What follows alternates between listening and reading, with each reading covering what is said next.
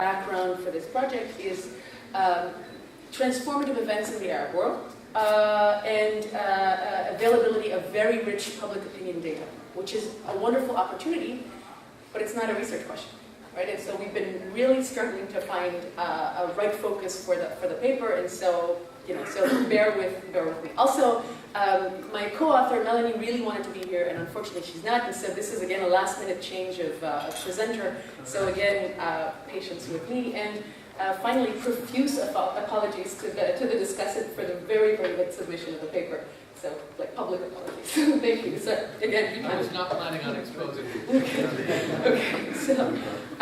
Okay. So there was this opportunity, as we said, very historic events and very, very rich data.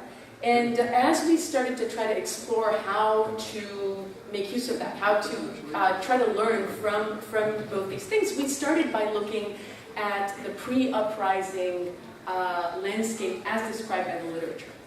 And the literature on that is extremely rich, but also very messy, right? There's one thing that comes out in almost any account of what could have happened prior to 2010, 2011 that could have driven or contributed to the developments, and that is that there seems to have been clearly grievances or dissatisfaction, widespread dissatisfaction amongst the Arab populations, Arab citizens, and so that there seems to be some consensus in the literature on.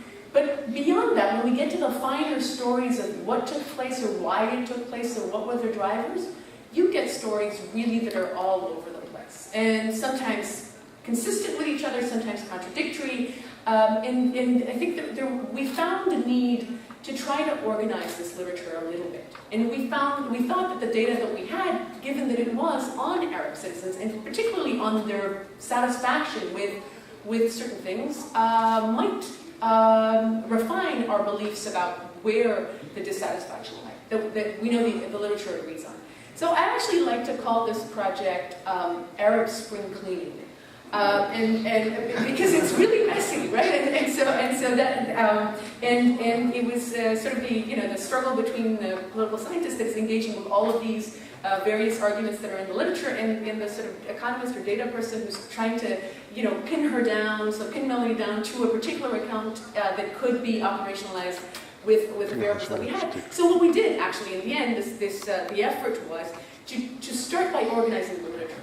And it doesn't come out very clearly in the paper because this was really a back and forth sort of procedure, but it hopefully will come out in the presentation, is to first try to classify these arguments or these narratives in the literature on who is aggrieved, why, with what, when.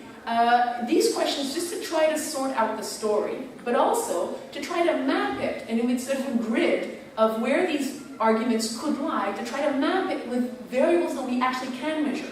If we ask the question, who is dissatisfied, and the answer is the youth, well, we have data that includes age, and so we could try to see whether, at least in public opinions, there's consistency with this claim that it's the youth that were the driver of change or the protest. If we think it's the middle class, same thing. We can measure middle class. Let's go out and see in the waves before the uprising whether that was the case. So that's basically the ethos of the effort here. Of course, these questions are not unrelated, right? When you're talking about who's aggrieved, it's also because you're answering the question why they're aggrieved, and also what they're aggrieved with, or why they're dissatisfied, when they're dissatisfied. So all of these are very interrelated. But the idea is that if we were breaking it down along these axes, then we could at least place the literature in smaller sort of grids, really, in little clusters, and say, okay, can we then take this cluster to the data with the claim it's making, about who's upset, about why they're upset, about what it is they're upset with, and try to see if that pans out.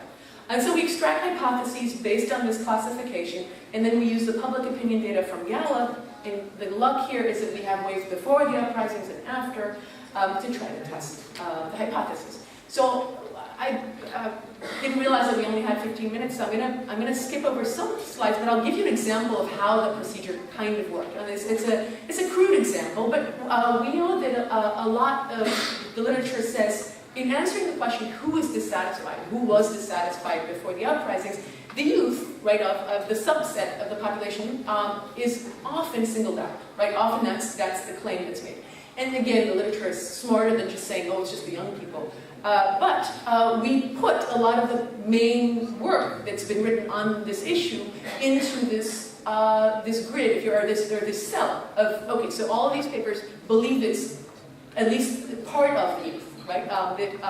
And of course, there are more papers that we look at, so this is just an example. Another way that we look at it is there are people who argue that the main drivers of change, or at least the flip side of it, the autocratic regime survived for so long because of middle-class complacency. And so once you took that away, things collapsed. And again, a lot of papers by people in this room, or even on this panel, that have something at least consistent with the story that it is the middle class that's driving this momentous change.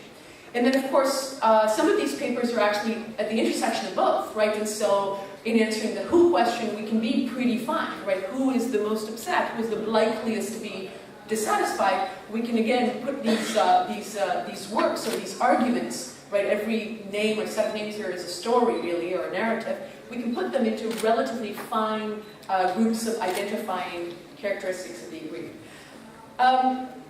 Of course, that's the who question. We do the same with the what question. What are people upset about? What are people disgruntled about, most disgruntled about? And again, the nice thing about the Gallup survey is that we have these various measures of satisfaction with specific things, or lack of satisfaction with specific things, like healthcare services, or the job market, or overall living conditions, which would be general, what we call general satisfaction. And again, we go through this exercise of trying to place papers in various, small triangles, if you want, in this pyramid. And so we do this, right? So this is what we do with each one of these questions: who, with what, why, etc. So I'll skip over the next few examples, which are the why and the how, to tell you what data we actually have. And of course, the main exercise is going from stories to a hypothesis that can be framed with the data that we have.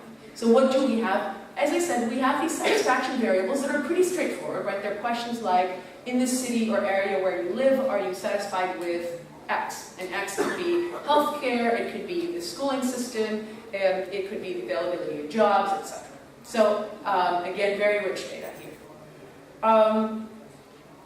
We also have, obviously, other information about respondents, demographics, and that's essential for us because many of the arguments in the literature specify demographics in particular of the youth. And these are variables we also use to measure middle class. I'll tell you how in a minute. We also have perceptions of corruption, which are some of the which is a variable that in some of the narratives of the causes of the uprisings is a mediating variable. So often the argument is it's the middle class. Why? Because it was really upset with the extent of corruption, right, the crony capitalism, after a particular period, and so it's middle class and corruption that are driving the main change here. And again, the questions related to corruption are up on this slide. And then finally, how do we measure the middle class, which of course is not a variable in and of itself in a survey, in a poll. So we divide our samples by country, by wave, into quintiles, and we pick the 3 middle quintiles, so they're shaded here.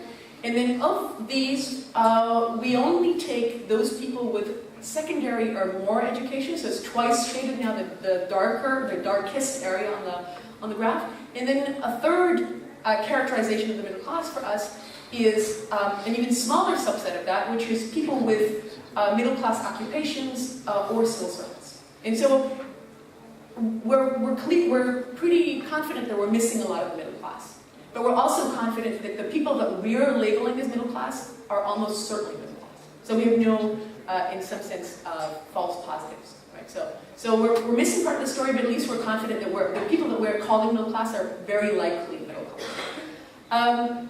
Okay, and what are the waves of data that we have? Which countries and when? Well, pre-uprising waves, we characterized, in part of our research, we categorized the countries into these 4 groups. Resource-rich oil monarchies, which include Saudi Arabia, Kuwait, Qatar, and the UAE. Resource-poor monarchies, Jordan and Morocco.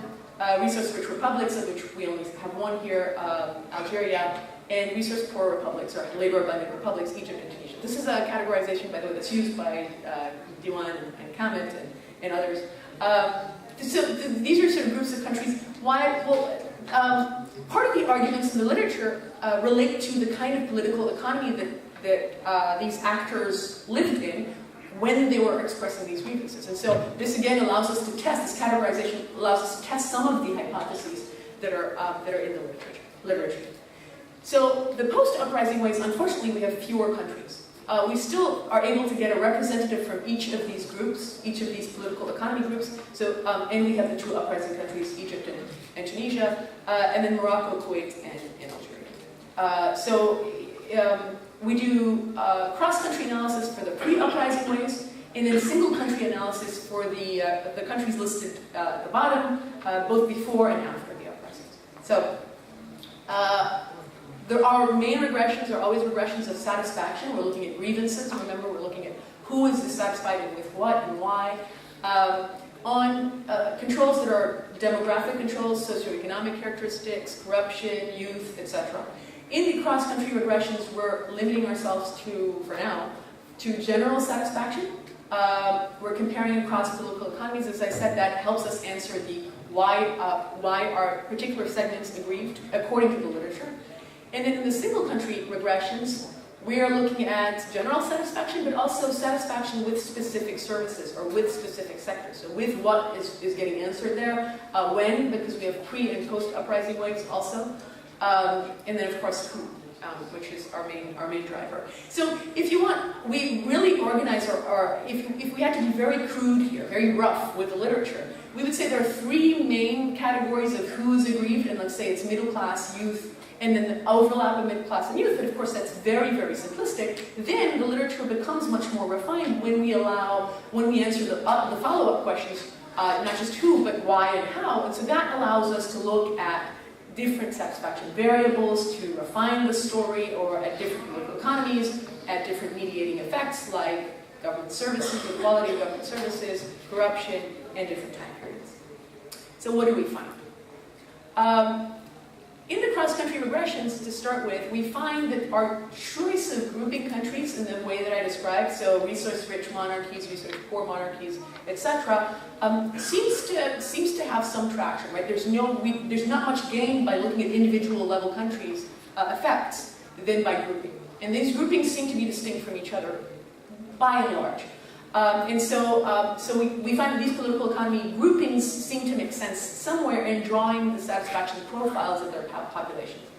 One exception is the resource-poor, labor-rich republics. That group included both Egypt and Tunisia for us. Here, we actually see that in the pre-uprising waves, which is our cross-country analysis, they have very different satisfaction patterns, which is something that Masong said at 10:10 a.m. this morning. So, you know, he's telling us before the uprisings, they're not that similar, right? They're really different countries. So even though in political economy terms, in that, again, very rough categorization, they are both resource-poor, labor-rich compared to the rest of the Arab world, they're not similar before the uprising. And then, so what's the main takeaway from the cross-country results? The middle class shows higher satisfaction than other classes in all of these country groupings, but it's not really significantly higher before the uprising, except in the uprising countries. So that's a little bit puzzling to start with, but then the more interesting stuff is looking at specific countries, right? So forget the comparison across these groups or across the Arab world. Our satisfaction variables, there are 4 of them. Where do we find support for the hypotheses? No support for the youth hypothesis whatsoever anywhere. The middle class hypothesis seems to have some pull, right, some traction, but only in the post-uprising waves. So this is what Hamad was just describing, right? So, you know, the middle class becomes much more dissatisfied generally and with specific services after 2011. And it's the only support for the supposed cause of uprising being middle class dissatisfaction is in Egypt in the pre-uprising waves, the one in red, for educational services only, right? So it doesn't seem to be telling the story at all. Except if we refine both the youth and the middle class hypothesis to the third column, the middle class youth hypothesis. Here what we find is, in all of these results, all of the support for these hypotheses is from pre-uprising waves. All of them, what we find, and this is a bit of a sort of tricky finding, is that the middle class is actually more satisfied than the rest, except if they're young. Right? So there is a middle class premium here that the youth in the middle class don't have. But the youth are not more aggrieved than people outside of the middle class. They're just not the same satisfaction levels as older generations within their class. So there might be a youth story only within the middle class, or there might be a middle class story that's specific to the youth. Okay, so what about some of the finer hypotheses? Very quickly, this is the last thing I'll say. We do find that general satisfaction is highly correlated, significantly correlated with satisfaction with specific sectors of government performance or of government services or of opportunity, etc. But again, so they're really, really highly correlated.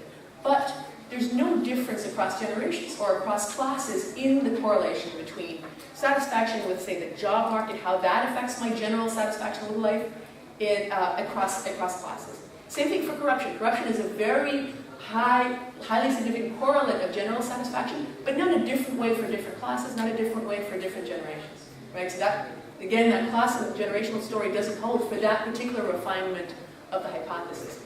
And then finally, and this is where the title of our presentation comes from, we call this Memories of Redistribution, this consistent finding that the middle class, the third column, is consistent finding across both uprising and non-uprising, calmer, let's say, Arab countries, that the middle class is happier when it's older, or was at least before the uprisings, happier but the older generation of the middle class, to us maybe resonates with a story of an era of redistribution in the 60s and 70s, that this middle class, this older middle class, did benefit from, right, of jobs and public sector jobs and investment in public schooling and public health care, etc., that this older middle class did benefit from it, and whose satisfaction persisted at least until the pre-uprising waves. And I thank you for your attention again. I hope I didn't overrun.